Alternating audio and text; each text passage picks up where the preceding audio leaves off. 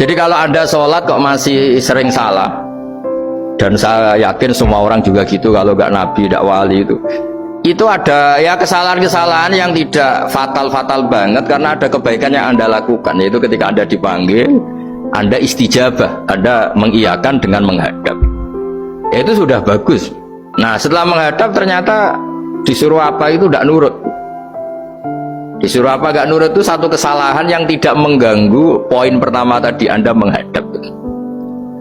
Sehingga banyak cerita di hadis-hadis, ada sahabat yang zaman itu tidak soleh-soleh banget. Zaman itu ketika Nabi, saya ini mau sholat ya Rasulullah, tapi jangan diminta berhenti dari begini-begini. Beliau menyebutkan sekian kemungkaran sahabat tadi. Nabi komentarnya itu sayan hahumayakul. Nanti kalau sering sholat lama-lama ya enggak begitu itu. Nah, ini kelirunya kita sebagai manusia. Lama-lama juga baik itu kita kira itu terus harus sekarang gitu loh. Nah, itu keliru. Harus sekarang itu keliru. Bisa saja kita ini setiap sholat pasti sudah ditulis Allah nanti itu mati baik. Delala nanti habis asar sebelum kita maksiat sudah mati, habis sisa sebelum kita maksiat lagi sudah mati. Jadi barokahnya sholat itu ada waktu yang potensi ya, potensi sholat itu akhir kenangan kita, sholat itu identitas kita, sholat itu status kita. Nah, karena kita sholat itu pakai niat, niat itu komitmen. Sementara kalau Anda maksiat itu tidak pakai niat, karena zallah itu ya ada niat maksiat, tahu-tahu mungkin di bis ketemu orang cantik, terus agak jelalatan, tapi kan tidak niat. Tapi kalau sampai sholat kan datang ke masjid, bayangkan diimami ini, nanti kamu takbir, nanti kamu baca ini, baca ini. Jadi benar-benar komitmen, itu status kita. Kata Said Zabidi disebut mautinuhu wa haqiqatuh. Baiknya umat Islam itu kalau taat itu mautinu, itu alamat resminya, itu statusnya, kata Said Zabidi. Tapi kalau dia maksiat itu zallah itu kepleset. Jadi tidak pernah jadi status kita. Semoga semua maksiat kita ini tidak status tapi zallah. Tapi ketika taat itu status hakikat kita, maka fal'ubudiyah ya haqiqatuh wa mautinuhu wa dzatuh. Ini kata Said Abdul Az-Zabidi pengarang Ithal. Orang Islam itu orang yang ketika ibadah itu identitasnya betul, ketika ibadah itu Allahu Akbar, dia berharap rahmatnya Allah gini-gini.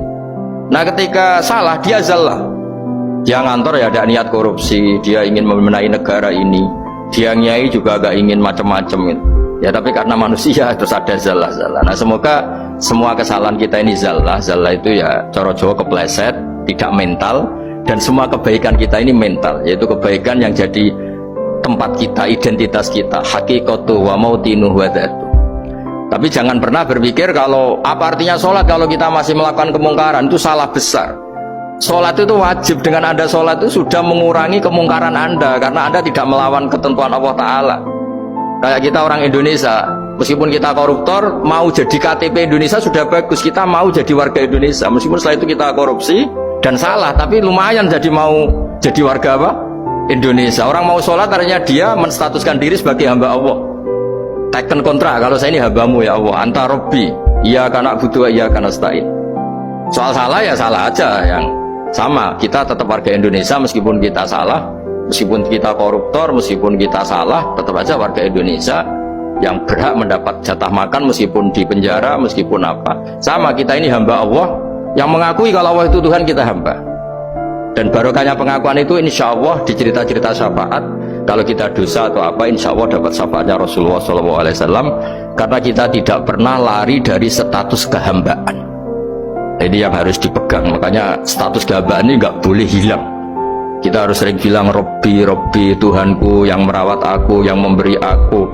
Dengan demikian kita menjaga status kehambaan kita. Dan status hamba ini yang menjadikan orang layak masuk surga, yaitu fadkhuli fi ibadi, kamu harus resmi menjadi hambaku, baru ada perintah wadkhuli jannati. Kalau menjadi hamba aja nggak mau, kita punya keangkuhan, punya keinginan yang mulu-mulu, sehingga seakan-akan kita ini Tuhan, nah, itu tidak menghamba.